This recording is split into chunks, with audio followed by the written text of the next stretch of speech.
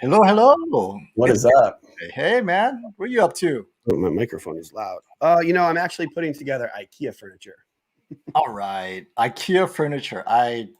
Some of them are easy and some of them are incredibly hard. It That's just funny depends.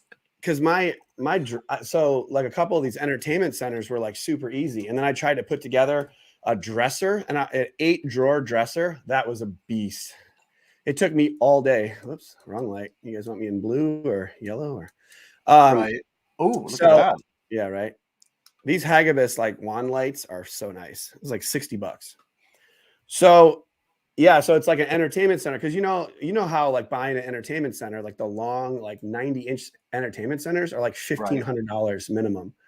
And so I went to I went to IKEA and I figured out what I needed, but they have no stock of the doors. So Uh-huh. I just sat there and I was there for 2 hours just looking for different doors that could work.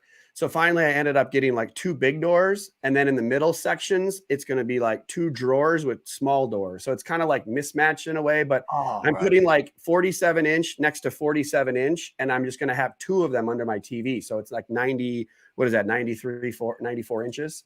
So that'll be kind of cool. So that's what I'm doing. I'm trying to get that done before our Super Bowl party. Never do kitchen cabinets from IKEA. You end up hiring someone anyway. Oh That's what yeah, I those are ended up true. doing. It's such a It's nightmare. not just putting the things together, it's like putting all the rails on Yeah, and the like rails, then have it that's the hard part. leveled and oh yeah, no, never again. I did Okay. people's we did closets for people and we charged them like $2,000 for a day for us to do that. It was like it took us forever. It was like 12 hours of work for us to do their closets. Nuts. And I like Classy's comment. He's going to be selling his 77-inch A80J, and we're going to talk about why he's doing that. What is the FOMO that's happening that people are getting rid of their TVs? Let me go over real quick what we're covering today, and then we'll jump in and take your questions. Ask anytime, guys. Of course, super chats are always welcome, but never required. So let's jump in real quick here. These are the prices. Not Sorry. much has changed. These are my target price for 2021 TVs. You won't find them exactly at this price, but if it gets close to that price, more likely than not, I don't think it'll get much lower than that. But if you do see it any lower, definitely jump on it. It's not going to be that.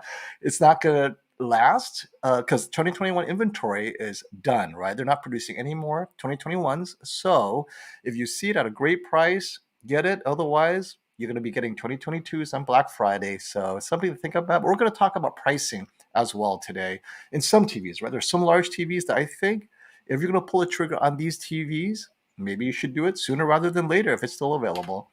And then some of the polls I had recently, I want to go over. So one of them is, hey, does VRR make a difference to your purchase decision? Now, 3,000 people voted and 60%, just over, yeah, Sony, if you don't have VRR, I'm going to go elsewhere, right? And then you have people that don't think it's too important, but that I think out of 3,000, that's pretty significant that more than half thinks this is a big deal. And of course, how many of you are waiting around for the 2021 TV models to be discounted? And more than just over half, right? Because it feels like it's 95% similar and the 5% improvements mostly hype. So I have to agree with that. So we'll talk a little bit about that when comparing the 2022 upgrades. But maybe the upgrades are real because, hey, Classy's replacing his TV. Why is that, right? And then we have if you are getting a 2022, is it specifically for these new technologies that we haven't seen from Sony, which is both quantum dot OLED this year and the reintroduction of backlight master drive? We have some more information about both, and we're going to talk about exactly LG display EX OLEDs. What does it mean?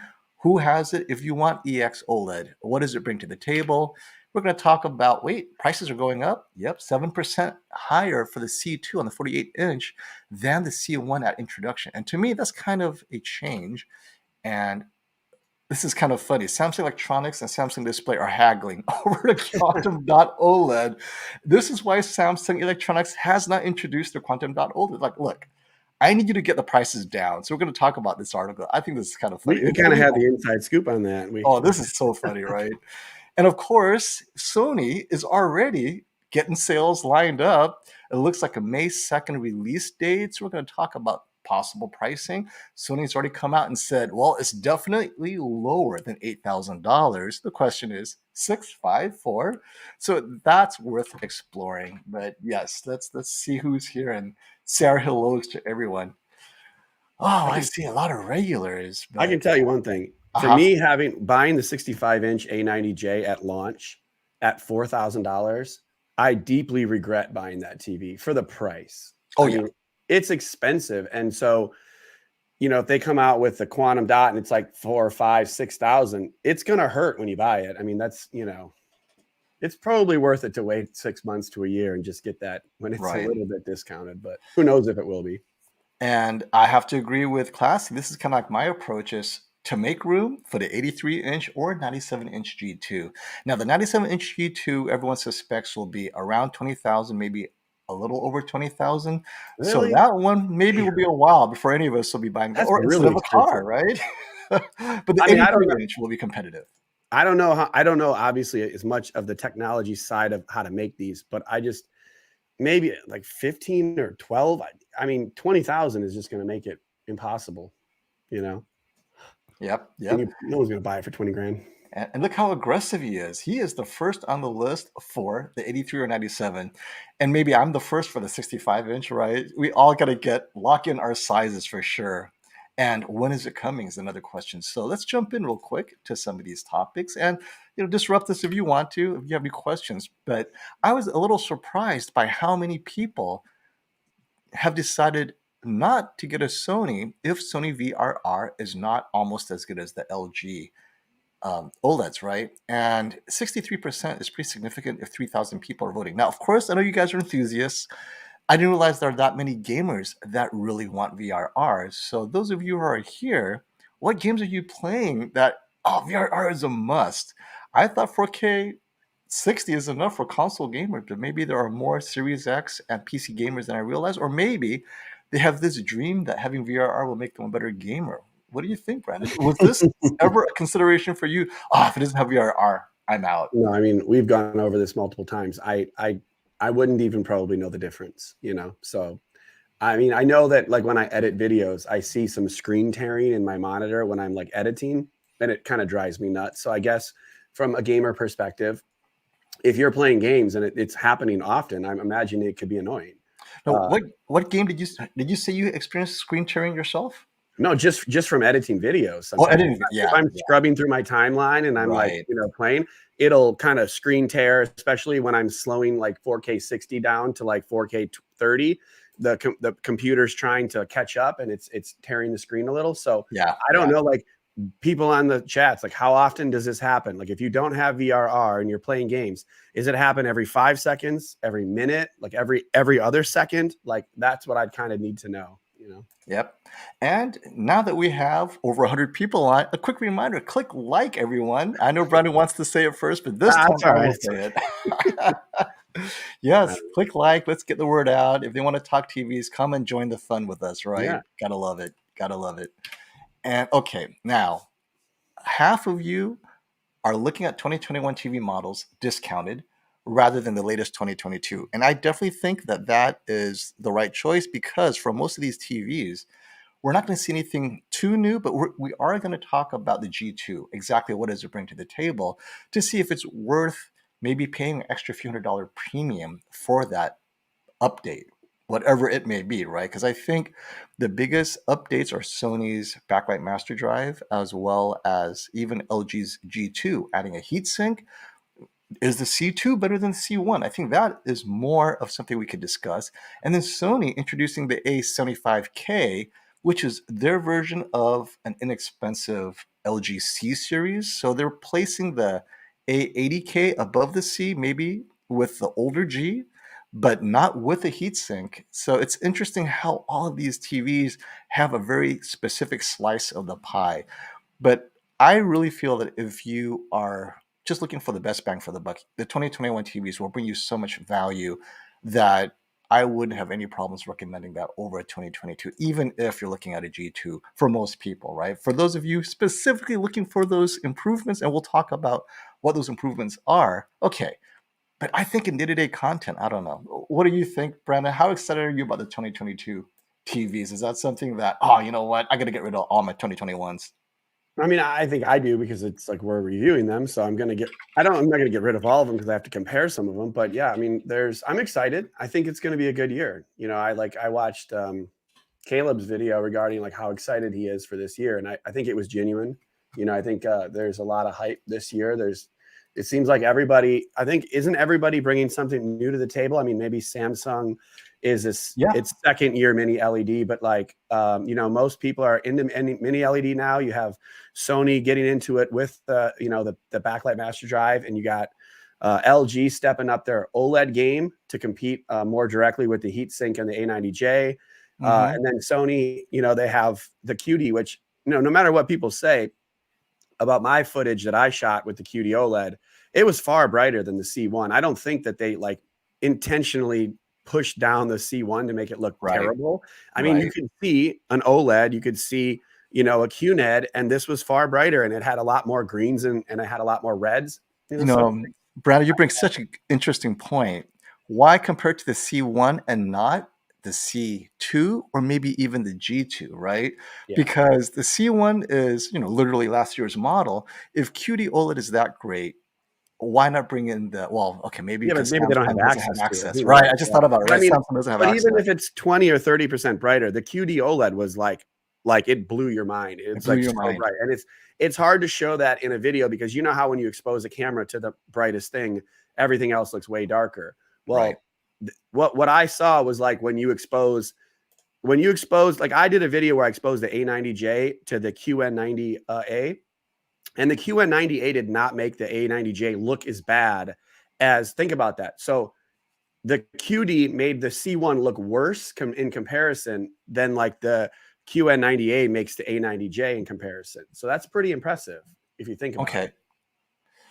That, you know, and I think this is where a lot of consumers have difficulty is they don't have the two TVs head to head. Yeah. So they're buying a vacuum, and more often than not, it is definitely better than a 5-year-old TV. So worst case scenario, even in a head to head, if you choose a TV that might be slightly worse, it is definitely noticeably better than your 5 or 6-year-old TV, right? So at least you guys have that.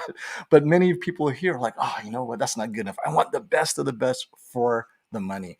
And so this kind of takes us to this survey, which is, do 2022 TVs feel like a bigger jump in picture quality than last year? So last year we had the introduction of the Heatsink, which I thought was pretty cool.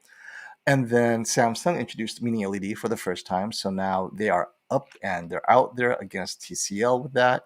Now this year, 59% don't think this is as big as a jump as last year, even with quantum dot OLED and even with Sony's backlight master drive. So specifically mini LED and more dimming zones. And that remains to be seen. I honestly don't know, but we're going to have them at the shootout. And the quantum dot OLEDs likely will be at the shootout. So why do I say that? Well, we have some more news that tells us why this is possible. So I'm very excited at the prospect of the quantum dot OLED, the A95K versus the A90J versus the G2. And that should resolve this survey question. All right. So we're going to talk about LG Display EX OLEDs. What did they do to the OLEDs this year? And how's that different from the EVO OLED? But before we jump into that, let's see. Big thank you to John Modeste, super chat. Hey, buddy, currently own a 55-inch Samsung TU7000. Interested in an OLED? I'm a heavy movie watcher and console occasionally. Any recommendations? Well, your OLED is definitely going to give you amazing HDR that the TU7000 cannot give you. It simply doesn't have the black levels and the dynamic range is not there. Honestly, a C1 would be so awesome for you. I would suggest the largest C1 you can afford, whether that's the 77-inch or the 65-inch. It will get you so much of that OLED, and because it's a 2021 model, you're going to get all the benefits. So either the Sony 77-inch A80J or the 77-inch C1, both of them are phenomenal. Since you're a casual console gamer, only occasionally, I'm not looking at the gaming features per se, rather just get the one that will give you the best deal. And the Sony A80J out of the box is a little bit more color accurate, so you don't have to worry about calibration or anything out of the box. Some people complain that maybe out of the box the C1 is a little bit green, a little bit this, that, and Classy has put up some great videos to help you maybe self-calibrate if that's an issue, but ultimately Sony's don't see that level of color inaccuracy out of the box. So my recommendation is either the A80J or the C1. And if it's only $100 difference, go with the A80J. If it's a lot more, you might save some money and go with the C1. I think right now they're the same price. They're now the same price. Then I personally would go with $28.99. I think they were $28.99 for both. And besides, either like he's going to be blown away either way. Oh yeah, absolutely. I mean that TU 7000 TV. Obviously he knows it's a pretty budget model. Yeah, it's very like, especially when you watch like Netflix, you can barely see anything when you're watching a dark scene. I had that TV for a minute, and so yeah, just either one of those OLEDs is going to knock his socks off, and he'll be very happy. Hey, sorry, Andy, I don't know what link you put up. It's YouTube. They always do, settings. Yeah. So just let us know, describe it, and we'll talk about it. They think you're spamming us, Andy. Yeah, I know, right? So what was it? The hot tub spam that comes around. The hot tub ladies. The hot ladies. So let's see the pricing for a OLED. I'd say at the 65-inch, 1,700 or less, around there. C1 is a phenomenal deal. If you go to Green Toe or wherever, you could throw in your own price. Although return policies might not be as generous as Best Buy, and I think Best Buy's around 1,800 right now, right? But 1,700 is my target for a great discount. Now, these aren't going out of stock anytime soon this month, but as we get closer to Prime Day, it likely will, especially at the larger sizes. So if you're thinking 77-inch, LG C1 at 2,800, Sony A80J at 2,800, that's a pretty good price. I don't see it dropping more than a couple $100 from there, but then you risk it going out of stock. If it's the 65-inch, you could wait a bit longer. So let us know what size you're interested in, and maybe we can help you out some more. Okay, so let's go to EX OLEDs, LG display. What is happening? What is this EX? Because there's a lot of confusion. What does EX bring to the table that Evo didn't? So we have to understand that LG display is different than LG electronics. LG electronics introduced the Evo panel. That's their technology. It is unique to LG electronics. It's a combination of their AI, their processing, plus the unique qualities of that panel, that newer panel, the 2021 panel, combined with processing gets you the Evo, and that processing is unique to LG Electronics. Now, LG Display this year is releasing the EX OLED panel for everybody, not just LG Electronics, Sony, Panasonic, Philips. Whoever is buying an LG Display panel this year will be getting the EX panel update. So LG Electronics will get the EX panel. Plus, if they want to, they could apply their Evo Magic on top of that, but that's a separate LG Electronics thing that they will apply on top. So the question is, what is it that LG Display is doing with the EX panel that may make it worthwhile? So essentially, it's two things. One, the aperture ratio is improved because they're making the circuitry, they're removing circuits, they're making the circuitry cleaner. So it gives you naturally more brightness because there's less layers, less processing between the OLED and your eyes. Essentially, that's what it is. What are they replacing it with? They're replacing it with AI. So in the past, each OLED pixel has a little wire that's monitoring how much light, heat, everything per pixel. And then they adjust their anti-burn-in algorithm on a per pixel basis that's hardwired.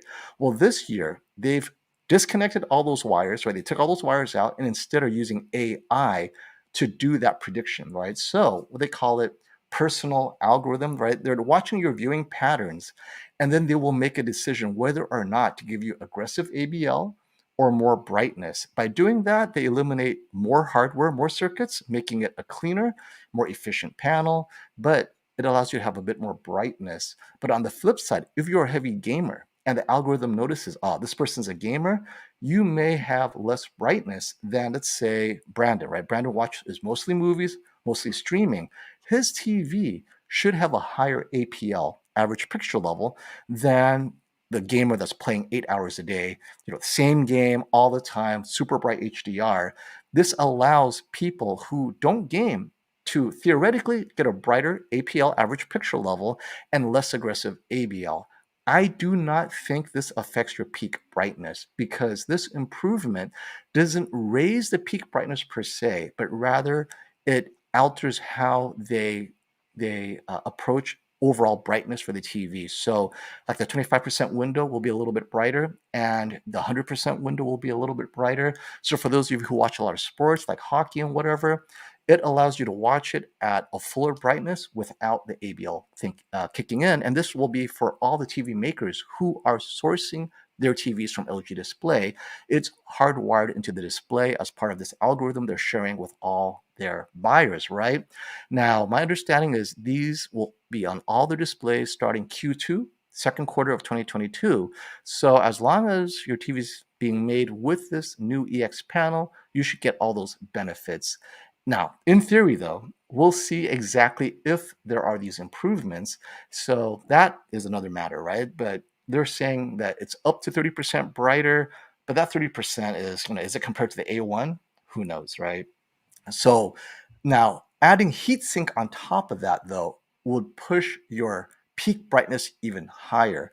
And it will also push your average picture level and 25% window. Everything can go a little bit brighter with a heatsink. So that's something for many people to look at on the G2. But then on the A90J, if you're getting an A90J that's produced with these new panels, A90J in 2022, even though it's a 2021 model, should also benefit from the EX technology. So it's kind of confusing for a lot of people, but a lot of these companies, they don't like to share what they're doing exactly because it's hidden secrets, right?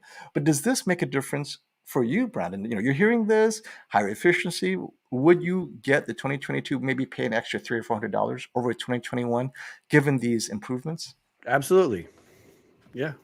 Yeah. I mean, I paid a sizable chunk just for the A90J that had, Yeah. a few different improvements Yeah. over like a C1, or Yep. even I thought it was better than the G1. So yeah, of course. I mean, I think there, then there's the benefit of it just having a newer TV. If the typical, the average person, if they can get an OLED, like C1, mid-year here for maybe $1,500 for a 65, of course, I would recommend they still do that. But, for a lot of the enthusiasts and people that want the best, there's no reason not to get the better, newer panel with better technology, all that.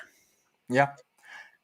Well, and maybe with this new technology, right, the new chemistry, right, more deuterium, and this new AI, maybe it's a little bit brighter. Maybe it's resulted in already higher prices. So there's a lot of moving parts here. How much of it is the supply chain constraints? Inflation, basically. The parts are more expensive, so it's going up by 7%. How much of it is just LG Display wanting to make more money because, wow, there's a huge demand. Why don't we raise our prices? And is it only the 48-inch size? Is it going to affect the 55-inch, the 43-inch, or the 83-inch? So my prediction is that on the 48-inch and the 83-inch, I think they will both have this small price bump because they're coming from the same mother glass, which means I think there's still limited volume. LG has not added more capacity this year. They're only improving the yields of what they have in China, but they're not adding more China production facilities, right? It's the same facility, just maybe better yields. And if the demand is high enough, the prices are not going to go down. It may at best stay the same, but we're seeing it's going up a little bit. So those of you who are looking for an even less expensive C2, maybe it's better to go for a C1 if you've never had an OLED before. So if you've never had an OLED before, I highly recommend saving some money, getting a C1. And then when you upgrade 5 years from now, 6 years, it'll be a major upgrade to a QD display. That's been my recommendation for the people who've never experienced OLED. And will they be having the same models and improvements or the same panels at both their Chinese manufacturing plants and like other ones in other countries? Yes. The EX technology that we just talked about applies to all LG Display OLEDs coming out from all their factories. Okay. Because, well, it's actually a few things. It saves them money. By simplifying the circuitry and putting everything on software AI, you save a lot of money. Anytime you can remove hardware from manufacturing, you're saving money. End of story, right? And that's what they've done here, is they're taking out the complication, the complexity, and replacing it with AI. The big question is, how effective is the AI in fighting the burn-in? We don't know, but it better be effective because I'm sure LG Display has tested this and compared it with their hardwired approach, and they found this to be at least as effective, allowing them to save money. But if they're saving money, why is it going up by 7%, right? So there's a lot of things that as the year progresses, we'll find out Inflation. more. I think it's inflation personally. I That's mean, been my position. I mean, come on. just look at the supply chain issues they've had, or anyone's had over the. I mean, Yeah. you know, stuff's expensive. People are having to pay overtime just to import things and just to get things off boats. I mean, it's crazy. I can't imagine the costs involved with a lot of this stuff. You know. Yeah. Agreed. Yeah, definitely. Now, this is a fun one. This is so funny. So, Samsung Electronics and Sony. We talked about how these two TV makers are the first in 2022 to deliver QD-OLED to the public, right? So Sony's already even announced its actual model, the A95K. Samsung Electronics just hinted at it, and they even won, was it Innovation Award at CES for the QD-OLED, and nothing, right? We heard nothing about launch times or release dates or pricing, just silence, and now we know why. Samsung Electronics, this is the actual division that sells us the TVs, right? They put it together, the remote, the ties in, that's Samsung Electronics. Samsung Display is the other subsidiary, which creates and develops the raw panels to be sold to Samsung Electronics and Sony. They can't they can't agree on a price. And here's the funny part. Samsung Electronics is like, wait a minute, we want to pay you barely any more than what we're paying LG for a WOLED. And Samsung Display is like, wait, what? We have this next gen technology and you're only offering us a few percentage points above WOLED, this old technology that LG has been putting out since forever. You know, don't you understand? And Samsung Electronics is like, look, it is what it is. You either take the deal or whatever. And Samsung Display just cannot believe that Samsung Electronics will not pay the premium that Sony did. So Sony is Sony, right? Like, you know what? This is worth it. It's awesome. Here's your premium. Give it to us. And so Sony is ready to go.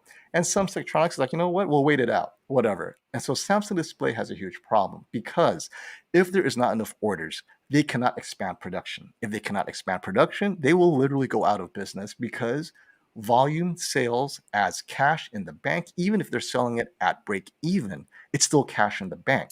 But if you don't sell it to anyone but Sony, all you have is pride, but you have no cash in the bank. And so I think Samsung Electronics has Samsung Display in a corner. Samsung Display is going to have to succumb. And you would think, wait a minute, aren't they the same company? They are not. They're separate companies, and they are, in a sense, almost rivals, right? If you, well, you guys weren't privy to the behind the scenes craziness at CES, but it was very clear that Samsung Display and Samsung Electronics were not happy with each other the way they ran the QD-OLED announcement. So as we are today, if Samsung Electronics is unwilling to pay the premium, we will not see a Samsung branded QD-OLED, and Sony will be the only TV maker with QD-OLED. Anyone waiting for the Samsung QD-OLED? That's my question, right? Are we just waiting for the Sony because you guys don't even believe that Samsung Electronics will have an amazing QD-OLED? I think that the Samsung branded QD-OLED will be more of a gaming machine, which was what I was very curious about because we know Sony is going to do this, take the approach of this is the cinema reference monitor, reference TV. Samsung Electronics is going to make it brighter, make it HDR10 plus gaming, you know, all the features available. But the way things are going, we might have to wait until 2023. But I thought it was kind of cool, and this is why they haven't announced anything. They're still haggling. Just even thinking about a Samsung OLED is weird to me. I'm just like, really? Yeah, it's gonna be just a regular Samsung OLED, it's right? like Samsung OLED. It's going to be so strange. But wait, didn't Samsung Electronics win the Innovation Award and they have nothing? I mean, they don't even have anything.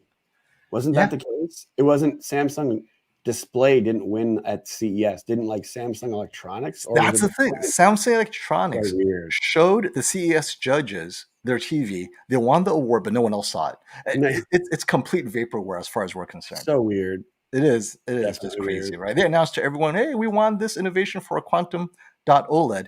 No one saw it, but they saw the award. So it's kind of that probably made Samsung Display a little salty too, you know. Yeah. Well, let's take this question real quick. Hey, Emilian, thank you for that question. 77-inch LG C1 or G1. related to brightness, now the same price at 3,000 euros. Oh, I'd go with the G1 over the C1 for a few reasons. One, for sure, on the G1, it's unleashed, I guess, is it's going to be you're going to have less aggressive ABL because it's a G1. So the G1 and the way the Evo is on the G1, it's full. You don't have to worry about going to the service menu and artificially doing things that you shouldn't be doing. With the G1, out of the box, you're going to have less aggressive ABL. But the question is, will you notice that? Because 77 inches is quite large. I would say in most scenes, it's not going to be a big deal. The biggest jump is to the G2 with a heatsink. But C1 to G1, it's I'd say 90% of streaming and movies, you're not going to notice the difference. But the 10% HDR, ABL, maybe you're watching hockey, G1 will be less aggressive than the C1. And that's about where it stands. So if it's the same, go with the G1. I mean, if it's only a couple $100, I go with the G1. In the US, it's significantly more, the price difference. But for you, if it's a few hundred, I'd say the G1 is a great deal. I wish it would be like that in the US. I didn't realize. And is the A90J getting an updated panel this year? The question is if it's coming from LG Display, which it is, the answer is yes, but it's after they've switched over all their production lines to EX. And it appears that will be after or during Q2. So the A90Js that are being assembled with the panels given to them in Q2 will have it. And then the question is, well, how backed up are they? How much inventory do they have of the 2021 panels that they have to finish manufacturing before they get to the new Q2 2022 panels? I am sure Classy will tell us exactly what panel numbers those are, because sometimes you can track it by looking at the service menu. Right now, we don't know those details, but LG Display sells the same panels to everyone, and it's up to their client to then implement it however they want. And so since EX is being produced by LG Display, yes, Sony should be getting them as part of their next batch once all the EX lines have been converted over. And let's see. Yes, get these likes, people. Where are we at? We're over 200 views. How many likes do we have? Come on, my friends. This is fun content here. Hey, Cyborg GT. Guys, not avoiding, but still enjoying my Sony. Hey, I'm still enjoying my Sony too. Not the 83-inch, though. That's still with Brandon. Oh, yeah, it's right behind me. All right. And I took it back out of the box. I needed a background again. I know, right? We had a buyer and it fell through. It's okay, though. Yeah. Hey, you know what? You never know. It's still 83 inches and it's calibrated. Yeah. A95K. It appears to have a release date of May 2nd. The question is, what is the price? Now, Sony came out and told Flat Panels Display it is definitely less than 8,000. And the way they implied, it's a lot less. We're talking maybe over $1,000 less, right? So the question is, does that make a difference for you, though? Is 6,000 for a 65-inch A95K something you're looking at? And if it is 6,000 or less, it tells me that Samsung Display is definitely selling this at very close to cost because their yield is 30%, which is horrible, right? Anytime you're manufacturing anything and your yield is 30%, and this is all they're upcharging to Sony, which then puts their Sony upcharge, the Sony tax from Master Series. This 6,000 tells me a lot about how desperate Samsung Display is. And I think Samsung Electronics knows that. And they're saying, you know what? We don't care what you sold to Sony. We're your bigger brother, Samsung Electronics. We want it even lower. We want it at close to what you're selling or close to what LG is selling to us, their WOLED, right? The EX panels. So this is kind of interesting. But yeah, how excited are you guys to at least see the A95K reviews, if not to buy it? Because I'm just so excited about what Quantum.OLED may bring to the table. Just knowing that it's a different technology excites me. It definitely would be cooler in larger panels, but like that's the thing. Like 65 and 55-inch, it's like, it's really expensive. And where would I put one of those? I mean, I can put it in my bedroom, but that's expensive, dude. Well, 65-inch, 6,000. Let's say that's every 10 inches is $1,000. It's expensive. That's insane. Hey, Iqbal Hussein, thank you for that super chat. In England, the X95J 75-inch is the same price as the Q98 65-inch. which to get just for movies and sports and streaming in a bright room, I'd definitely go with a larger X95J. In a dark room, it'd be harder for me because the Q98 really does have better blooming control and deeper blacks in some of the more challenging scenes, but in a brighter room, I think they're so close now that I'd rather you have the extra 10 inches because the X95J is a good TV. So I have to get that out of the way. It is a good TV. The real question is whether you're going to have that grid issue. So more than picture quality, get that 75-inch, see if it has the grid issue. If it does, well, and it's annoying, then get the 65-inch Q98 because that does not have the grid problem.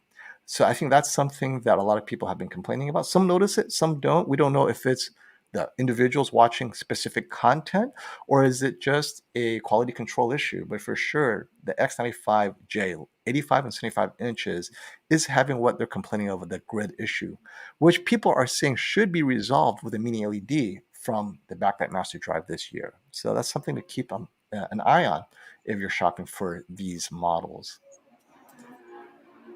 Okay, let's see here. I definitely would get the bigger TV. I would get the bigger TV I'm too. surprised to know what the Q90A is in 75-inch. Like, how much more is it than the X95J in England if it's that close now, you know? Yeah. Got some new viewers today. We do. Hey, welcome. We can thank some of our other reviewing friends for sending us some new viewers. People are commenting in the comments that we have some new blood. New blood, and then we have this very, I don't even know how to call this inflammatory comment. I mean, it's expensive, I'll tell you that. So it's not cheap, but garbage. I don't know. Isn't that kind of strong? I mean, it may not be for some people because it's expensive, but far short of garbage, I would have to say. Hey, thanks for the super chat, Jeff. Do 2021 Sony model prices go up after the Super Bowl? I would say it would only go up after a promotion, only because that's what normally happens. So it's not because of the Super Bowl, it'll go up. And then once spring hits and they start releasing their 2022 models, it's going to drop like a rock. So if you miss any Super Bowl sales, don't worry too much about it unless it's some of the larger TV sizes in the less expensive range, like the X85J 85-inch. The X85J 85-inch, it's one of those TVs where it's 85 inches, it's a Sony, and it's somewhat affordable. Those tend to disappear faster. So if that's what you're looking at, you may just still want to make a move on it. But if you're looking at the X91J, really, that's the X900H, you could wait a little bit. Or the Samsungs will continue to drop as the months go by to get rid of all the inventory. So it's something to think about for sure. Let me pull up this since we're talking about pricing. Go. So these prices before and after the Super Bowl is kind of like my target pricing. As the closer you get to these prices, the more likely it's a pretty good deal, and it's not going to go too much lower than this price. So if you're able to be aggressive with your local retailer, or going green toe, throw it out there below this price, you're getting a pretty good deal. Because I just don't think that at the end of the day, what's going to happen is it's worth waiting to save a little bit of money only to have it disappear. Then you have to wait again next year for a 2022 model, right? So that's a game that I personally don't like playing, but some people, that's part of the hunt, right? To get the best deal possible. If it's anything like Canada, Samsungs are way more expensive than Sony TVs. I think the QN90A this year, interestingly, the Sony raised its X95J, so it's priced very similar. Like the 75-inch, right? The Sony X95J, I think it's like around $2,000 now. The QN90A is a little bit more expensive, and definitely the QN85A is a bit less expensive. So Samsung has found a way to price itself around the Sony. But for most people, I think if you like upscaling, or if you need the good upscaling of the Sony TVs, because you have over-the-air content, DVD content, cable content, Sony is simply the best at upscaling lower bitrate content. So it's also a use case thing too. Samsung, it's okay, but not as good as Sony. And it could be worse, right? TCL is definitely not as good as the mainstream guys when it comes to upscaling lower bitrate content, especially over the air stuff.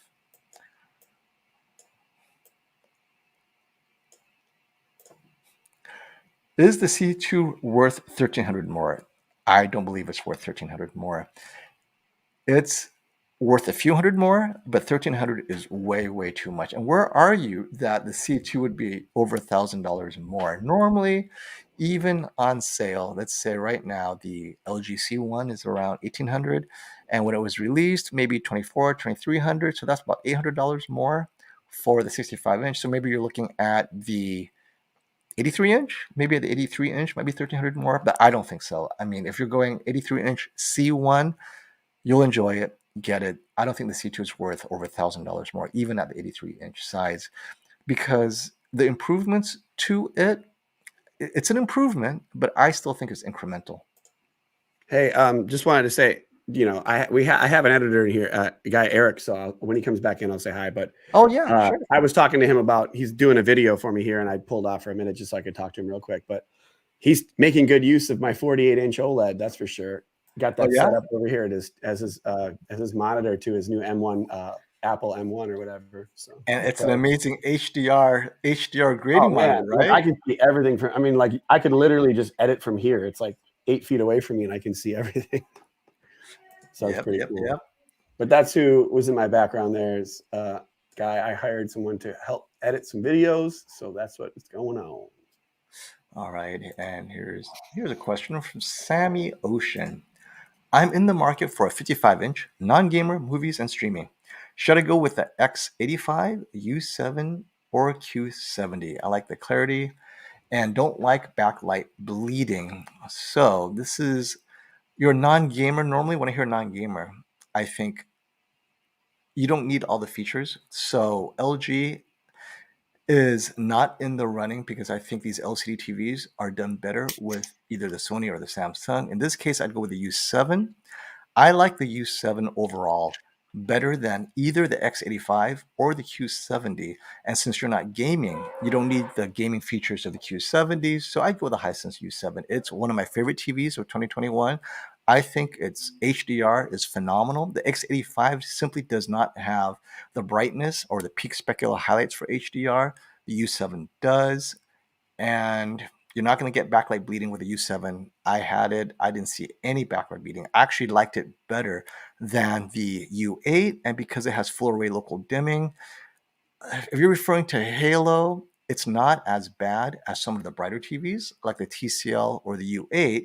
It's generally very even across the board. So my recommendation is the U7 in this list. Yo, Corey Hawkins. Thanks for dropping by, buddy. Robert. Hello from Germany. Will the improved LG processor catch up with the Sony processor?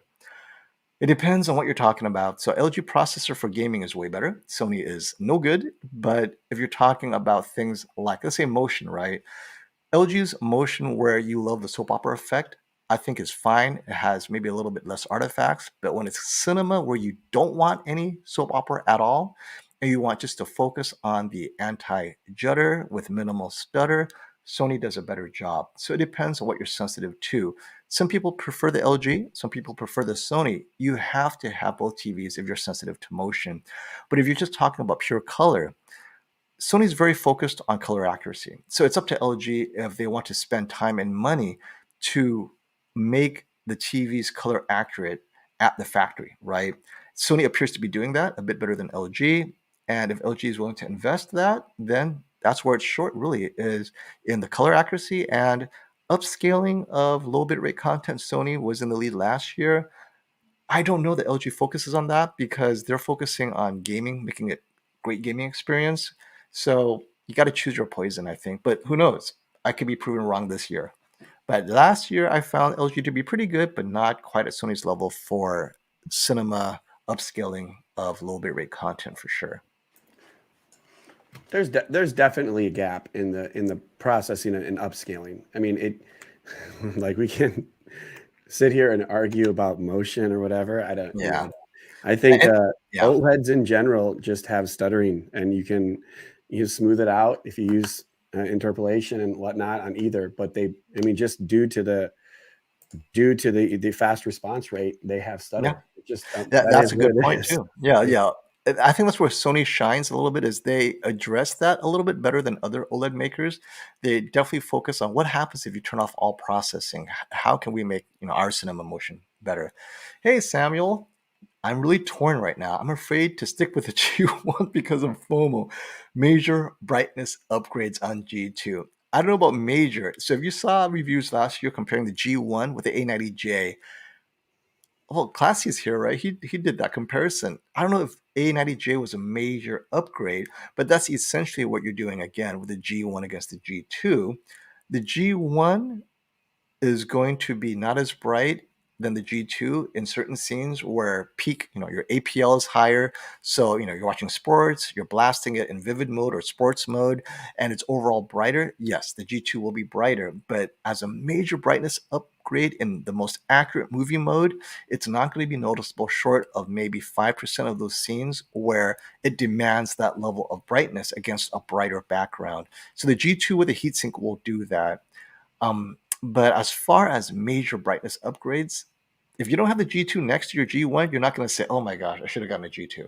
It's only when you have the G2 next to it and then you're playing that scene, and then you're like, oh, I need to see, I can't, now I know, right? I cannot unsee this scene. And so for most of you, that's not going to be an issue. I mean, so you're going to watch reviews. We're going to draw your attention to that. But, yeah. Get your G1 and stop watching YouTube is all I can tell you, because you're going to hear amazing things about the G2 regardless. It's going to be, I mean, it's tough. I mean, he's got a nice suit on in his picture. Maybe he's like loaded. And I know, right? He'll be, if you dress up to watch TV, hey, man, you don't go have to to dress G2. nice to have money either. I mean, a lot of rich guys walk around in t-shirts, but hey, that's an expensive upgrade too. Isn't that going to be rather expensive? And we're going to be, I mean, you're talking about buying a brand new TV out of the box is going to be, the G1 was already hard enough to get for half a year too. I mean, it wasn't in stock until like in the summer. And it was like, you had to buy it directly from LG, and it was weird. So, I mean, if you're going to wait another 6 months, like, what are you going to do with your old TV? There's just a lot of too much FOMO. Speaking of too much FOMO, what about my home theater build? Is there too much FOMO for my home theater build? So I'm very close. I've finally put together the kaleidoscope, put it all into a rack. My Trinnov is in a rack, right? They're all in a rack now. I've spent so much time organizing all of my Ethernet lines, right? So I had to drill the actual router into the rack so it's all in one place, right? And now my next step is to actually get all the XLRs from the Trinnov to all of my speakers above and below. So it's closer, but it's not finished. It's just, I don't know, running wires, it just takes forever organizing all this stuff. And as a reminder, hey, you guys did it, right? When you clicked like, more people saw it, more people jump on. We are now at 294 viewers watching us. So if you haven't, don't forget to click like, and maybe we can break 300 today. Oh, look at that. We're almost breaking 300. You guys are awesome. It'll happen. You're dropping the knowledge today. I passed the remote to someone knowledgeable like you. Fine, people want to know, right? Yeah. I wouldn't want a heatsink panel that just pushes the white subpixel more. Rather save up for the QD-OLED in 2 years. And so I think this has been the issue with both the Sony and the Panasonic. They push it, but the color volume is lost above 900 nits or so, right? 900, 950 nits, it's mostly just white subpixel. And everyone who tested it has said pretty much we've reached the limits of peak specular highlights as far as color volume for these OLEDs. All these new changes helps raise the average picture level, but the peak specular highlights, I think we're capped at 1,000 nits as far as color volume is concerned. So yeah, I completely agree with you. But the heatsink does give you a brighter average picture level though. So for some people, that's important. And let's see here. Oh, I think I see a super chat. Let's take care of the super chat real quick. Hey, Jeff, thanks for that super chat. What's the difference between the A80J and A80K? Is it a big deal? So the A80K will be using definitely the new EX panels from LG Display, but whether the difference is a big deal is another matter, because I think it's more of, well, I can't even venture to guess. It's supposed to be a little bit brighter. So the question is, are you going to notice it in real content? Because I know Classy and I, we do this. We put in our special content with the special patterns, and it's brighter in the pattern, but then you put it on something like The Greatest Showman, and it looks identical. So what does that mean, right? So the A80K will beat the A80J in a pattern contest, and for sure at the smaller sizes, the 55-inch and the 65-inch, the A80K will be probably noticeably a little bit brighter. But on the 77-inch A80J versus the 77-inch A80K, how noticeable is that difference? I would just be speculating. So on paper, the A80K is going to be brighter in certain scenes, but is it a big deal? I don't think so. I mean, if you're saving $500, I'd take the $500 and upgrade your audio, and you get more out of that. So I'd say, depending on where they price the A80K, if it's priced close to A80J, of course, go with the newer TV. But if it's $500 or more, I'd save the money on the 77-inch. Now, on the 55 and 65, you might go with the A80K, I'm thinking. So, but let's see what the prices are, right? It's a big deal. The price difference is huge. And also just we had a comment, it was weird. I think it was like Loki76 or someone said that we're giving too much information about TVs we haven't reviewed yet. And it's like we're just so people know, this is not financial advice. No, I'm just like, we're giving you our thoughts on what we think is going to happen. We of course we can't guarantee you're going to be better off with one or the other. The whole point of like anticipating something that's in the future is to give like your thoughts on what could happen. I think, in my opinion, I think the A80K could be a one TV that literally could be the closest to its previous model in a while. Like, you know, like there may not be anything or much of anything. It has the same XR processor, right? I mean, you know, like, do we think that the ABL might be better or less aggressive? You know, is that going to be with the EX if it comes out later in the year? You know, I don't know. Do you have any thoughts on that? On which one? On the A80K versus A80J, like just literally almost going to be the exact same TV. If you compare them with color accurate material where brightness is not a thing, they'll be indistinguishable.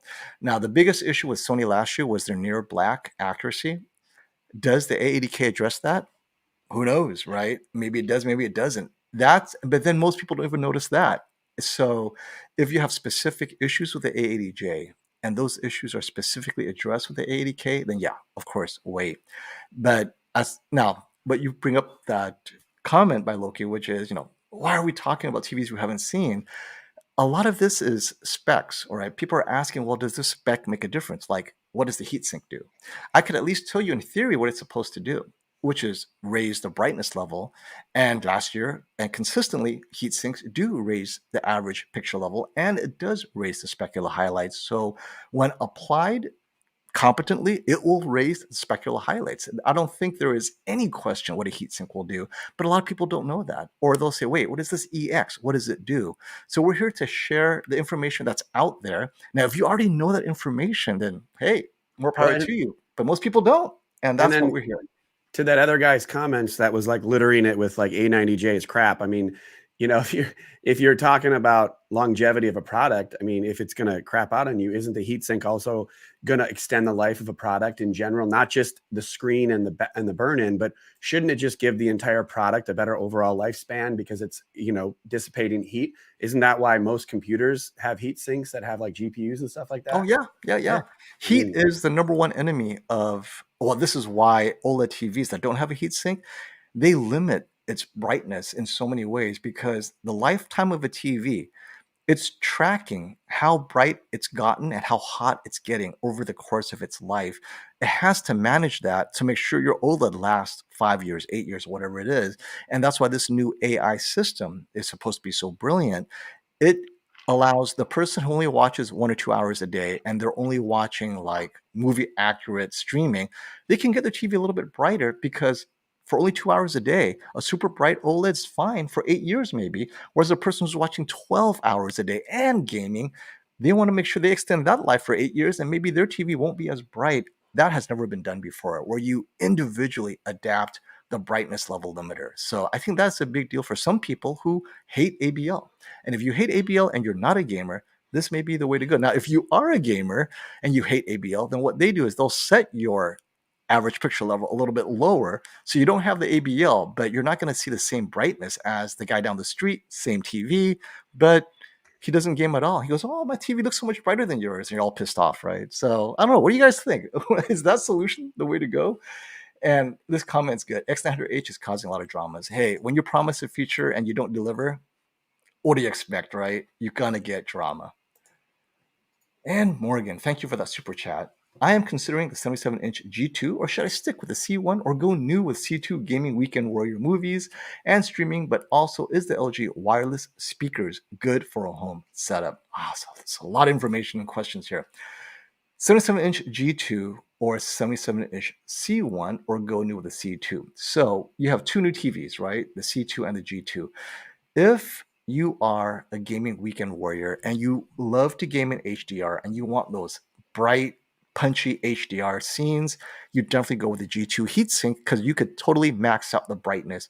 Whatever this panel is capable of, the heatsink will push it to its limit while not compromising its lifetime, right?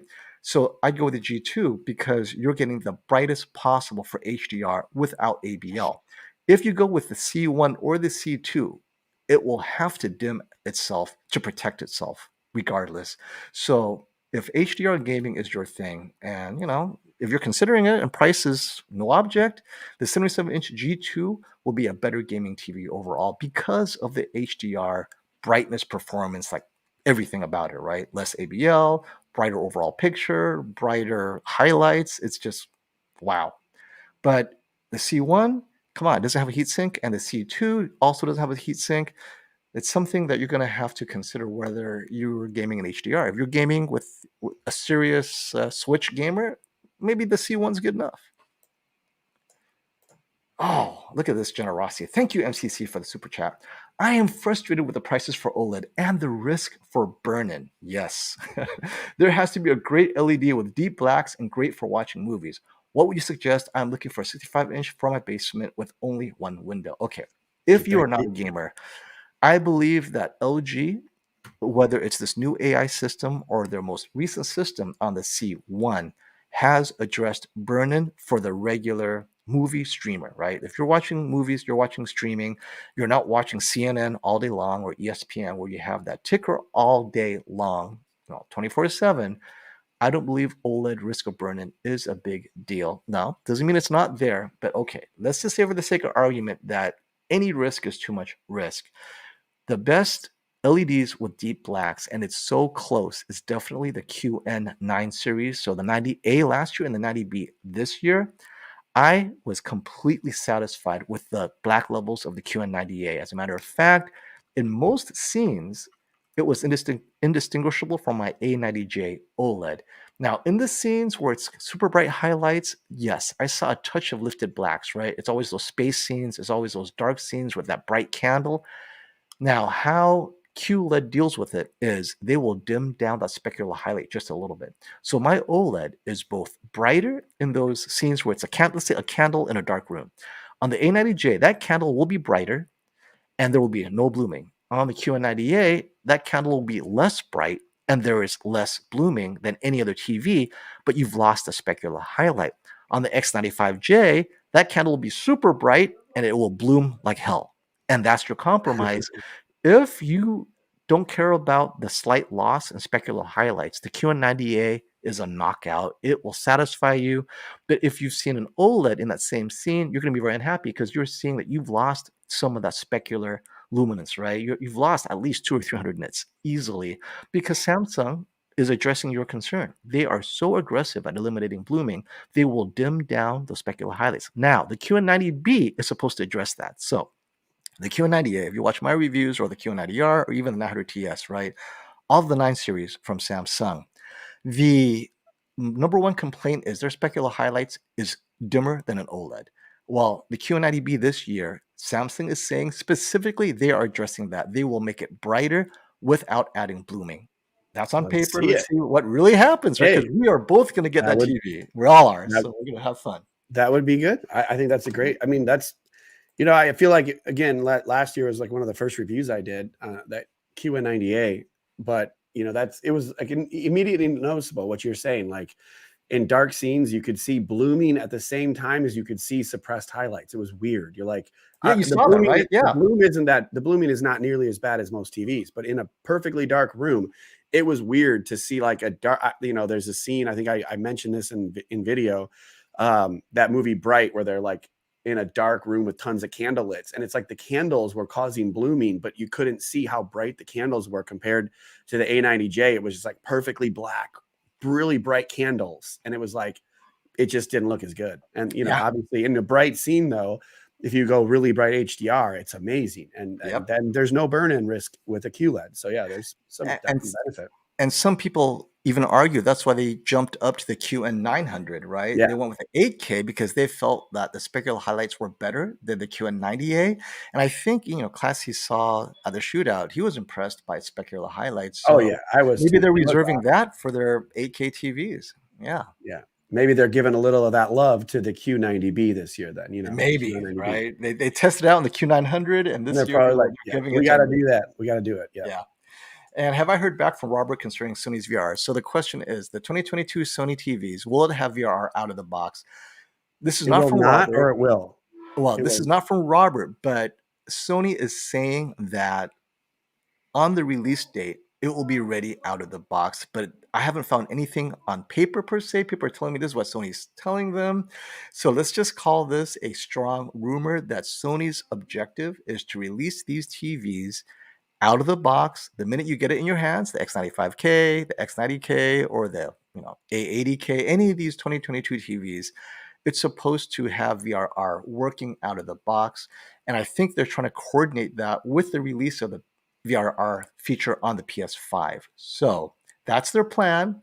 Whether or not it happens remains to be seen. And I'm going to, as soon as Robert gets it directly from his people, I'll talk to him or he'll let me know. But this is kind of like the word from the internet, basically. Sony's telling people this is what their plan is. And that's what people are coming back to me with. But we'll see. Now, we'll know for sure. I think at the end of April is when these TVs actually start releasing. So we'll know for sure by that Two time. years in the making, hopefully. Yeah, 2 years in the making. That's right. I mean, listen, again, it's not a huge deal to me, but damn, 2 years to get something done. That's a long time. Yeah. It does kind of like look like back to like the Dolby Vision days and all those things where they've just been like slacking on some things. Oh, yeah. And for those who've just joined us, you hear us refer to ABL all the time. So this is unique to OLEDs. It's called automatic brightness limiter. Why would an OLED want to automatically limit your brightness? Is to protect itself from burn-in and extend its life. So if an OLED gets too bright, like the whole screen, for too long, it shortens the life of the entire OLED TV. So what it does is due to heat. So, wow, why is that? So all that brightness, it releases a lot of heat, and heat is the enemy of the OLED chemicals. So when it gets super bright, if you have a heat sink, the heat sink pulls away the heat, and so it is able to stay brighter longer, and so you have less ABL. But TVs that don't have a heat sink, they have a harder time controlling that heat. So it'll be bright, and maybe 10 seconds later, it suddenly dims. And people hate that, right? You're gaming, and suddenly you're in a bright scene, and everything dims. It's very disorienting for some people. Or you're watching hockey, and then suddenly it drops. So LG is trying to manage that so that it's not so sudden. But that is what is ABL, unique to OLEDs to protect itself from burn-in. Okay.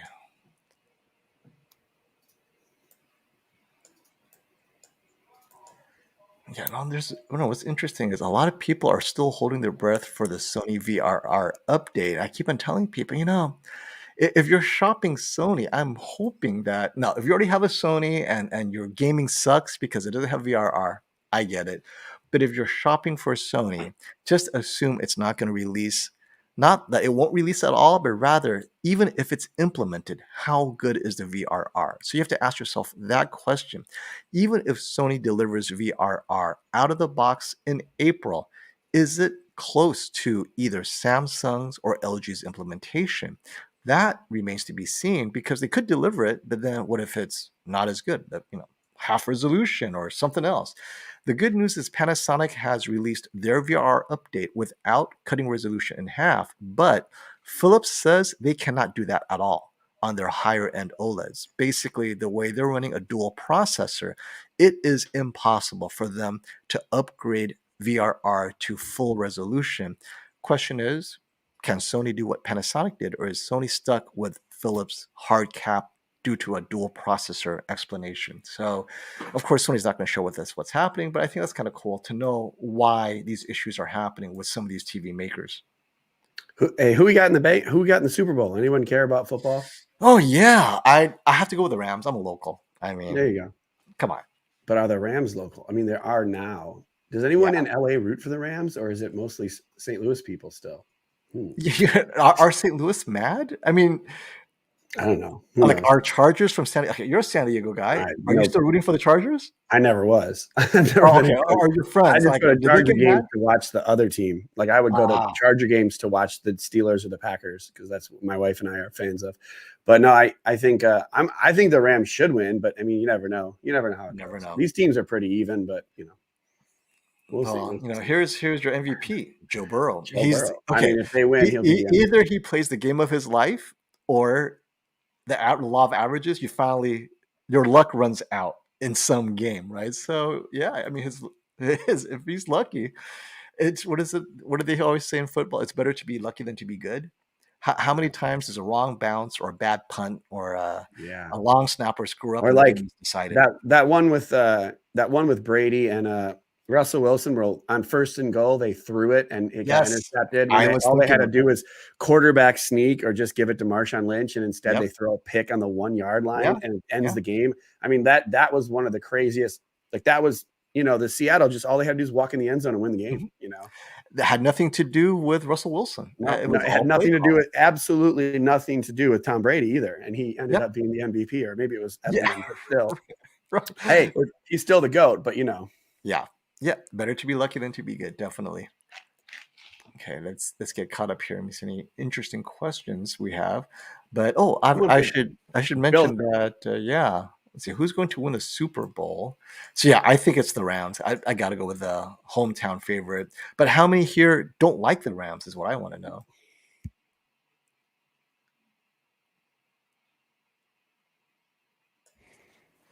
Here, I'll be right back. Okay. Matt, good question. Is Samsung addressing the subpar local dimming features in game mode? So, among all the TVs out there, Samsung probably has the best local dimming in game mode because most TVs should turn it off. Hisense TCL, everyone just turns it off, including Sony. The question is, it may be subpar compared to OLED, but is it subpar compared to everyone else? They just have to beat the other people, right? They don't have to beat anyone else but others. So I think they would address it with their OLED TVs because there's no local dimming, QD-OLED or the LG OLED they'll be using this year. But the question is, I don't think they need to because among all the LCD TVs, Samsung is still your best bet for working gaming features out of the box versus everyone else. So they could, but I don't think they have to. But they have been. They improved it this year compared to last year, which was a surprise. I thought they gave up on that. So yeah, I don't think they'll do it this year, maybe next year.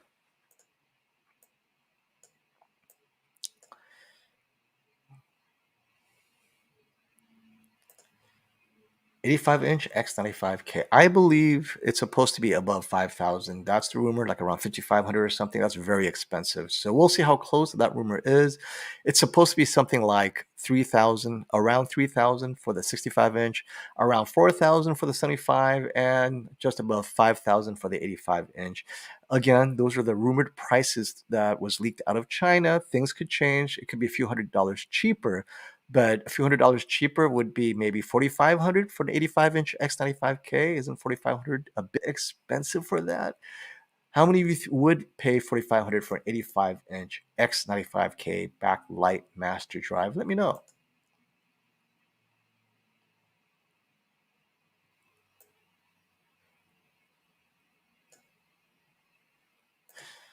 Well, we don't know if gaming on the new Sony suck or not. Rumors that Sony is using the old MediaTek chip, that's not a good sign because the old MediaTek chip had its own challenges. Whether it sucks, though, is a whole other matter. So, we'll see whether or not it sucks. But definitely, it's using the older MediaTek chip. And take that with what you think would happen with last year's chip. Maybe their software developers are great and they found a workaround. I'm back. I'm sure everyone is holding their breath waiting for me to get back. I was. Now I'm going to let my breath out. Hey, Shimon from Israel asking, I have a Sony X930E from 2017. I need to know, please, maybe I need to buy a new TV in 2022, maybe the X95K. I think the X95K would definitely be an upgrade from your 2017 TV, mostly because local dimming, mini LED, brighter, all the things that you like about the 930E is going to be done better with the X95K. So yeah, absolutely. OS will be way better too. Yeah, and HDR will be just everything. All that stuff. No doubt.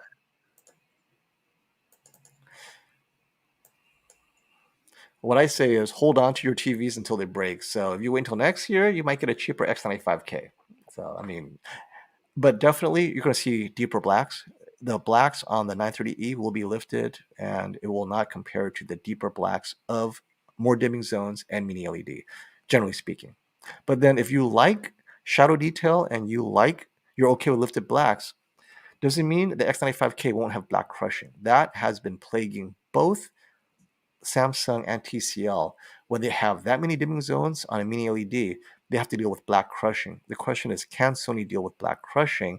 So that's something that you won't have with your 930E, is black crushing. For some people, that's a deal breaker. So that's something you have to think about. How many times do we get this question? I just got the 95J, 3,500. I'm still within the return window. Should get the 95K. And what did we say? If it's going to be over 5,000, man, I don't know. It seems worth it if you want to wait an entire year to get that price. Maybe. Yes. And maybe it may never go down to 3,500. You have $5,000 to buy the new one retail. What's the retail of the 85 going to be? At least 5,000, or what is? I don't know. Well, we're being told it's above 5,000. I mean, wasn't that 95? That 95J was like. Oh, the 95J. Let's see. Right now, the 95J. No, I meant like I think it was 5,000 when it 4,000. You're saying MSRP was 4,000. 4,000. Okay. Yeah. So they're predicting a $1,000 jump with backlight master drive. It may be worth, like you said, it may be worth it, but it's not gonna. You're gonna pay. And how about this, RS? If you notice grid issues, then it may be worth it because that grid is worth returning. Now, if you don't notice a grid, maybe you have a good TV, you have a good panel. Because I think 2,000 is a whole tier different. It's not fair. I mean, if you have the money, then it's definitely fair. But you can't compare it if the other TV is so much more expensive. Like anything over 1,000 more, that's a whole tier up, right?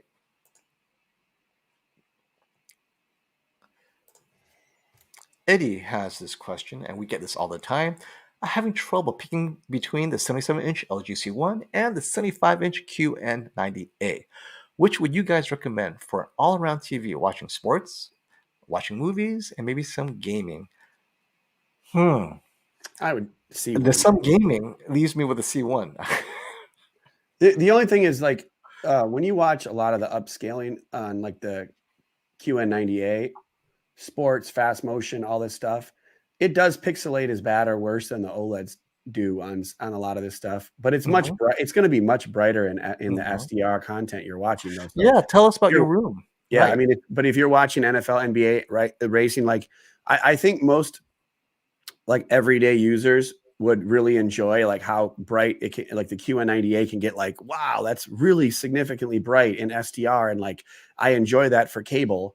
Whereas the C1 isn't going to be that. I mean, I just control the lighting in our room and it's okay. But even just sometimes with the OLEDs, if you have like lights in your background, like just to light up your room, you can see that in the reflections pretty easily, where you won't see that on a daily basis with that nice anti-reflective coating of the Samsung, you know. And this is exactly what you're mentioning that a lot of people forget. Your room determines which TV you should get. If you have a lot of glare behind you, I'd go with the Q90A before anything else, because that glare is more distracting than anything else that might make the C1 a little bit better, right? So if you're in a dark room, light controlled room is what we call it, where you can control glare or the brightness, then the C1 is great. But if your room has issues, the Q90A has a pretty good anti-glare coating. But then some people complain that there's this rainbow effect they don't like. So where's your glare coming from? If it's coming from the side, then you're going to see some rainbow. If it's coming from right behind you, then its anti-glare is definitely better than the C1. So yeah, let us know what your room is like. And here, Nicholas is very confident that the X95K is going to kill it. I would pay for that X95K all day. I really think they are going to kill the TV market. They're going to take some of Samsung's mistakes with mini LED and then just give it better blooming control. And I think this is the theory behind the backlight master drive, where everyone's kind of excited that, you know, this is Sony's bread and butter cinema experience, HDR. And if what they could do with the X95J could be translated into more dimming zones and mini LED, what could happen? So let's see, right?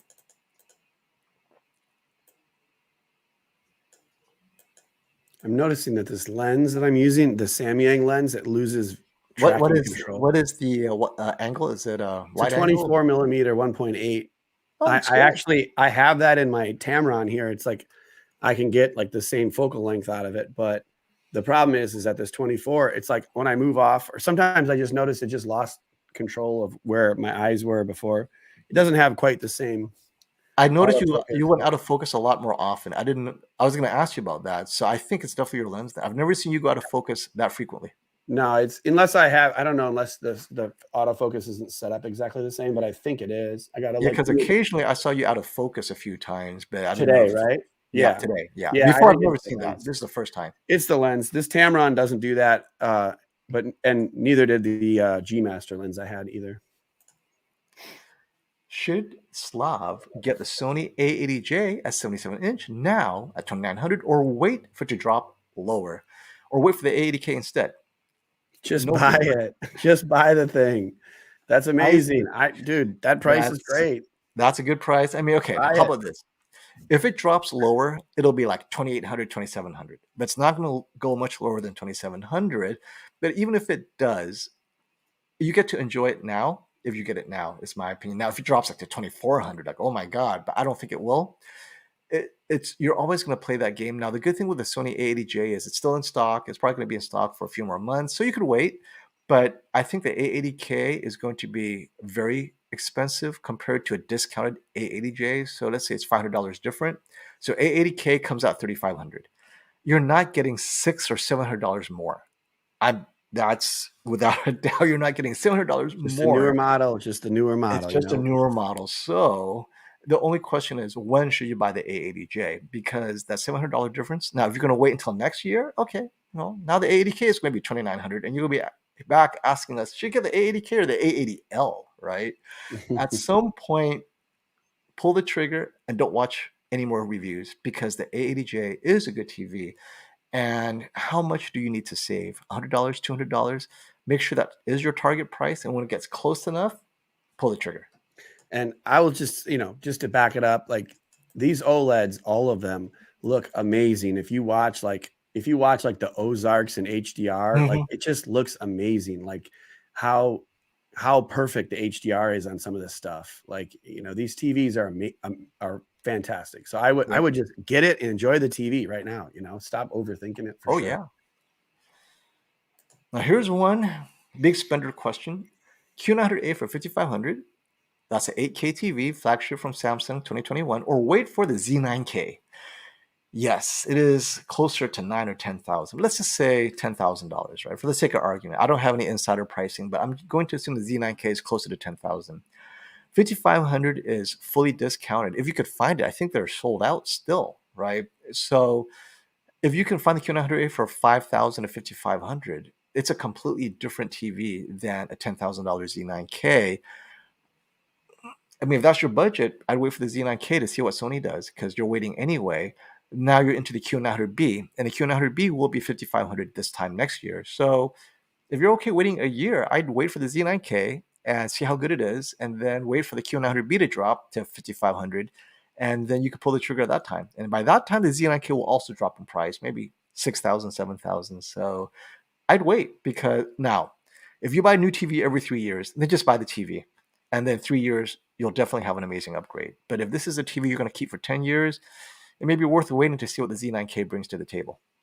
And people I'm sorry, Samsung.com says that the 85-inch QN900A should ship by March 4th. That's their date. So I've seen that on their website for a while. So it looks like they're looking to come back in stock with it in the US.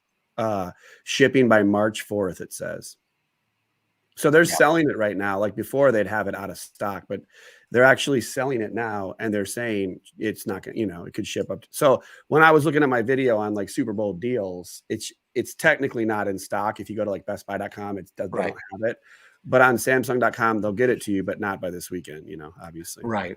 And maybe that's something worth considering is if you're waiting for that discounted Q900A 85-inch at $5,500, wait for Best Buy to get it back in stock on that new date, if they get it in that date, right? Yeah, I bet you they'll have it in stock by the 4th.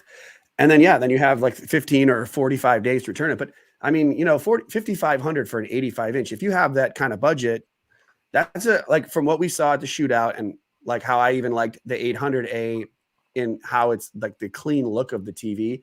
That's it's a much better deal than 9,000. Yeah. So yeah, definitely. Obviously. Bill has a great comment. This is a reminder for everyone. There's never been an end-all be-all TV. And your use case, each TV is designed with a certain use case in mind. Otherwise, it'd be like $10,000 for every TV. So they cut the corners and they address their specific markets. So if you know what your use case is, then it's easy for us to help you choose the best TV for that use case, right? And I think that helps a lot of people. Like if you don't care about gaming, why are you spending so much money on these additional features that you're never going to use? You don't need it. It'll just add more. And now you're compromising something else, right? So here's a good question. 42-inch C2, worth the difference compared to the 48-inch? It really is a comparison of sizes. I don't think the feature difference between the C2 and C1 is going to be huge. It's 6 inches of size, though. Do you need the extra size? If you do, get the 48-inch. Let me show the difference. You mind, Eric, if I show this? All right. Check out this. Right. That is a 48-inch monitor sitting 2 feet away from him, and he's editing. Oh my gosh! So like, if you could say one thing, like, sometimes a 42-inch monitor might be better because it's smaller. Like I honestly wouldn't mind a 42-inch monitor right there because that one is huge. And I considered putting it on the wall for him so he could get at it. But you bring up a great point. I would take the 42-inch because you'll have if you're sitting that close, you're going to have higher pixel density. And so your resolution, even though it's still 4K, it won't be as soft at 42 inches because it's at the right distance. Because if you're using it as a monitor, obviously if it's a TV and how far you sit, I'd go with a 48-inch if that's the size you need. If it's not, then 42. I go with the size. I don't think the features justify any difference, any price difference as far as the actual features themselves or any upgrades to the C2. I also might be interested in like the QD-OLED monitor too. I mean, I don't know if I could, if it would benefit me, but or if I would watch like in HDR, if I'd get benefit out of it or game or whatever. But just because the 65 and 55-inch A95K are going to be so expensive, right? It might be cool eventually to see one of those monitors, in the house. And then you can always keep it. Hey, this is an interesting comment only because LG and Samsung gaming features are great, but I think they are blown out of proportion, right? So maybe it's because gamers are so noisy, right? Gamers are very vocal minority, and they're the ones who yell the loudest when the X900H VRR isn't working, because that's why they got the Sony, right? But most people actually enjoy the X900H because they don't even know what VRR is. But for the vocal minority, this is a huge issue for them, and it probably single-handedly drives a lot of sales to LG for that reason alone. So for those who value gaming, it is very important. But I think for 99% of the population, or whatever percentage that just use it to watch movies and streaming, not a big deal at all. I haven't heard anything from Robert. Now, Robert would be one of the distributors, retailers for Panasonic if it comes back to the US. I've asked him, and he is working on it, but nothing, no confirmation from him or his Panasonic reps yet. So if you see anything on Panasonic USA, you might have the scoop. Let us know. But as far as Robert's concerned, he would be a retailer, definitely, if Panasonic's coming back. The answer is right now, no, but things are subject to change. So if it changes, Robert will let us know. Hey, how long do we have you for? You want to go another 5-10 minutes? Yeah, I mean, normally, like I think after an hour and a half, these guys are probably getting bored of us. My voice gets hoarse, and then we start to drift you're away. Dropping the knowledge today, man. You're doing great. Hey, don't forget to click like if you enjoyed the knowledge, right? For sure. For sure. Any other Hey, questions? Let us know. Let us know. yeah. If we have another 5-10 minutes or so, ask your questions away, buddy. Million, thank you for that super chat. PTR, one more question. 77A83J. So I assume that's like the A80J in Europe, or the 77-inch G1. Same price now. Thanks. So if you don't game, the A80J is more color accurate out of the box. If you do game, the G1 has obviously the gaming features that the A80J does not have. So I'm going to assume that you don't game, because if you did game, you wouldn't ask this question. I would take the A80J because I don't have to worry about fixing any issues with color accuracy. I think the A80J is just a phenomenal TV out of the box. And arguably, they're so similar. If you game, then you might have to deal with ABL issues. But if you don't, I don't think that's going to be an issue for you. But yeah, I think either one, though, is a great TV. So you might even go with a cheaper one. Yeah, and just the wall mounting like of the thing. Wall mounting. Yeah, tell us about that. Well, it's not, I say it every time we talk about these two or whatever. If you want it perfectly flush in the wall, the G1 has that opportunity, and not that the A80J or the A83J or whatever it's called is going to look awful on the wall. It'll be fine. But if you have a side profile, like if you walk down the hallway right next to that TV, the G1 will look a lot tighter to the wall, but it's a little complicated to get up and not quite as nice of a mount as I would hoped it. Hopefully it'll be better this year. Oh yeah, I think it's supposed to be, because they've changed everything, the weight, the thinness. It's yeah, that's going to be good too. That TV was pretty heavy for how thin it was. It was like a big piece of it was like a big piece of sheet metal. It felt like. Right. What is the price of the 65-inch A95K? Definitely below 8,000. The question is whether it's 6,000 or 5,000. We don't know. We do know that the price release or the leak should be coming any minute now. So as soon as we get the leak, we'll let you know. But how far below 8,000 remains a question. But it's definitely going to be over 5. That's my theory. 65-inch should be over 5,000, but somewhere between 5 and 7. We don't know. Any guesses? What do you think? I don't know, man. I think it's going to be less than we think. I wouldn't be surprised if it's more than 4, but maybe 4 to. If it's 5, so let's talk about that. Everyone has to remember the A95K is taking the place of the A90J in the 55 and 65-inch size, right? So in the 55 and 65-inch size, they were what, between 3,500 and 4,500, something like that, right? The A90J was $4,000 at launch. $4,000. Okay. Yeah. So how much far above $4,000? So maybe 5,000 then?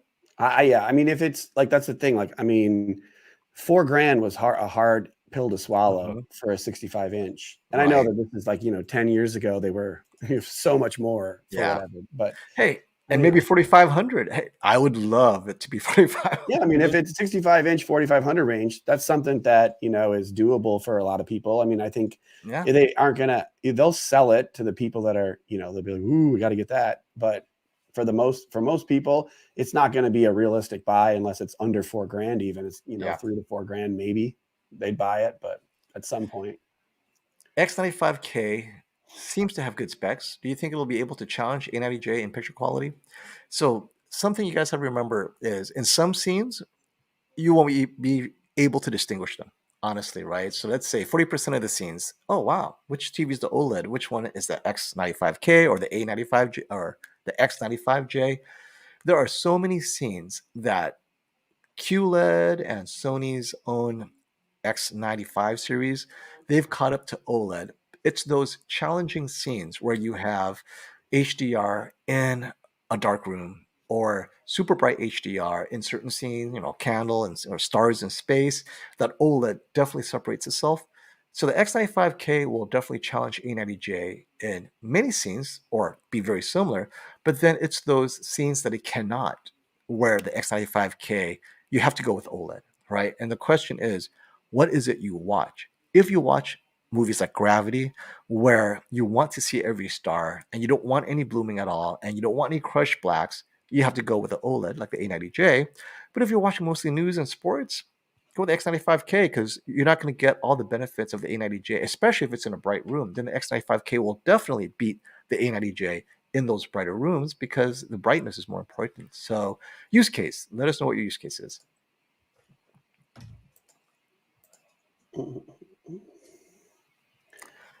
Eva, I have an A80J 65-inch in my bedroom, and I love it. I want a TV for the living room. Trying to decide between the X95J, A8J, or probably A80J, 77-inch, or wait for 2022 models. You know, if you don't have to buy yet, we're all waiting to see what the X95K brings to the table. The X95J at the 75-inch will still be there, I believe, because it's still kind of expensive and it was released late. Wait for the 2022 X95K. Let's see how good it is, and then we can help you answer your question. Now, if you like the A80J, though, I don't know if you can go back to a non-OLED TV. So you might have to go with the A80J 77-inch because you're going to notice the differences. Actually, you know what? I forgot. You spent all this time with the A80J. It would have to be a 2022 or 2021 OLED at the 77-inch size.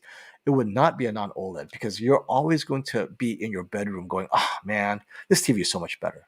So I think you're going to have to cross out the X95J after all. Like, can you do that? Actually, Brandon, you have both TVs, right? Or you have non-OLED and OLED. What happened to you when you have an OLED TV? Do you ever see the differences with your non-OLED TV? Well, I mean, like, to be honest, the like I have most OLED TVs, and then when I go back, I feel like the LED TVs, like the Hisense H9G, and also my older Samsung, just seem like they have more vivid pop to them. They're just like, oh wow, I don't see that bright of greens on my OLED, you know. And so then it's like, oh cool. But then the motion on the Hisense and stuff, it's like, meh, you know, it's kind of like, and it's kind of like going through the menus is a little bit more like clunky. And the Samsung's older, so I can see the bleeding of the light around the edge and stuff like that. Right. But you know, honestly, that the bigger QN90A that I have, and like what you just said, and the A90J, almost identical for almost all of it. But then it's like a challenging scene, and the A90J just kills it. But then, you know, there's a little bit more shadow detail on the QN90A, which I could see people liking that. You know, like when you go into those Apple TV menus where it's like a really awesome, like sky scene, like, you know, drone shots or whatever.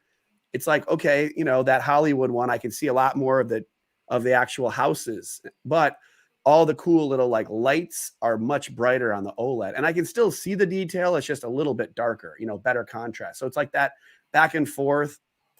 I just think like it's going to be cool to see the QN90B, and if it can like get better, punchier highlights in really small like areas, or if like we get to these QD-OLEDs and it's like they're just the best of every world. So it's that's why I'm excited for this year. But for the most part, I am more about the OLED still, and I've been trying to get an LED TV that I would be like, that's the one I'm going to keep, and I'll put this. Oh. Sorry. Like, I think a light fell off the TV there. Anyways, no big deal. And and I'm excited for I'm excited. Like I would love to replace the A90J with like a 90, you know, maybe the 100-inch Sony or something, or like the 85-inch QN900A. Like I would like to do it if it was worth it, if it was a better TV, you know. right. And I think a lot of people who are upgrading from a TV that is even older, almost any of the TVs that we're even talking about, you know, TCL 6 series or even 5 series or the U7, is such an improvement over a TV that's 6 or 7 years old, which couldn't even handle HDR properly back then. It would not be able to handle HDR today for sure. So any TV you choose, you'll see the improvements. So especially go larger if you can.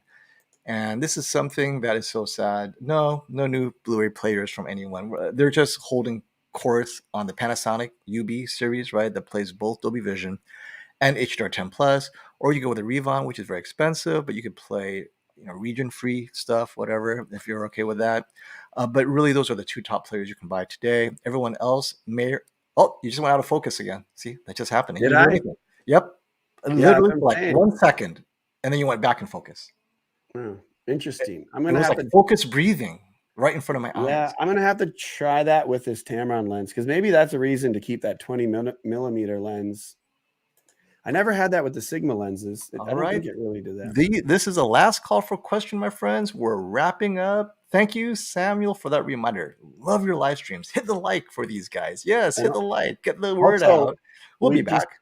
Yeah, we crossed over 4,000 subscribers on this channel. So thank you for those Oh people yeah, that have thanks guys. subscribed. Absolutely, yeah. I just passed 90,000 on my channel. So thank you. I'm just celebrating 100. Like, it's not a big deal. Oh, you're gonna get it. It's I'm it's trying to do my thing. inevitable, No, inevitable. it's coming. I mean, we're trying to gear up for another year. I hope to keep being able to make videos that people like, whether it be installations or unboxing or reviews. So thanks for the support. And I know FOMO just got his check mark. So he's got the 100K. Do you have your plaque yet? Did you get the plaque yet? Yeah, I got the plaque, You got the plaque, and and you got your somewhere in the check mark garage, now. right? So when you make your comments, they know it's the real FOMO. Yeah, I know. What's with those bots, right? Those bots are trying to rip I people don't have off. any of those Oh, bots. it's so sad.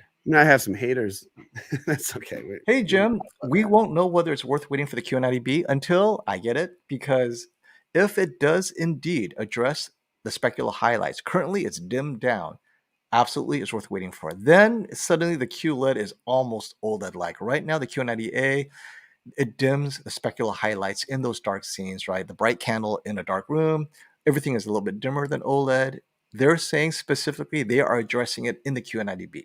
How successful is this upgrade remains to be seen, because if they address it, but then your blacks are lifted, and then pretty much you're back to square one, because that's what everyone else is doing, right? So can they maintain perfect blooming, and can they maintain deep blacks while also increasing the small 1% specular highlights? That's what the promise is for the Q90B. So yeah, it is worth waiting. I have the remote currently. Someone, Capono, said, "Who's got the remote?" Who's got the remote? He's got the remote. All right. Last call for alcohol or questions. Definitely. So, okay, let's wrap this up. Now, we normally have our live streams on the weekend, but since we missed it this Saturday, I think it was like Lunar New Year. So I was out celebrating my family and stuff. So, but sometimes it's Wednesday, sometimes it's Saturday. And if you have questions, there are other dudes like Classy has a live stream every now and then. So yeah, we're all here to answer questions, because man, this is an expensive TV you guys are getting. So it's good to know if it fits your use case. So anything interesting happening with you this week, Brandon, you want to share? My man Eric over here is working on a video that got in front of an 83-inch LG C1 and Ambio soundbar combination. So it was pretty awesome. So I think that could be a pretty cool video this weekend. Yeah, so should be pretty cool. Not super informative. It's just more of like an experience and installation. So I think it'll be something that people may enjoy, just to kind of get a gauge on the size of that TV versus the size of that sound bar, and the calibration of the sound bar, and then just kind of the overall feelings of it. The guy had an Xbox and a PS5, so it's pretty cool setup. Yeah, so that'll be my next video. Yeah, soundbar is the way to go for most people, because they just don't deal with. Man. Which one? It's the Sennheiser Ambio. It pounds. It's well, now it's on discount, right? It's slowly dropping in price. Yeah, I don't know what he paid for it. I mean, I know it's like $2,500 regularly, but now, I mean, you're talking like, just to get that HTA9 that we have. And someone asked earlier, I don't think they're going to lower the price on that for a while. They're just like, they don't even have stock of it. I think that was like their first, they made like one big. It's like going to be like the PS5, I think, for a year. That thing's not going to be easy to get, So. And does the Ambio have a subwoofer option? See, it has a subwoofer out. It has a sub out. Okay. So what you could do too is you could always do like a sub out to like a wireless transmitter to the back of the room too, and try that. But I don't think it really needs it. It's got pretty good bass. But I told the client I'm kind of that person that always needs a sub. So like I would immediately look for even like a cheaper sub. Like I have in my studio setup, really great Vanatu speakers, but I had to get like an 8-inch sub just because I like to shake the room. So I would probably do the same thing for the Ambio, just like I did for the HTA9, add that sub. I wish all sound bars would have a sub out option with a hard cutoff at 120 hertz. You're done. And like an Ambio, like, it's a couple years old now, I think, but that soundbar should have just had like a wireless option too. I think every soundbar should have. I don't think the technology is that difficult to just have a wireless option for a soundbar. Just click on, put the wireless soundbar in the back of the room or whatever. They should just have that option. Yep. 21st century. Come on. And with this bit of code and secret handshake, we're going to sign off, everyone. So thank you, Classy, as always, for being here and helping out. Until next time, pass the remote, everybody.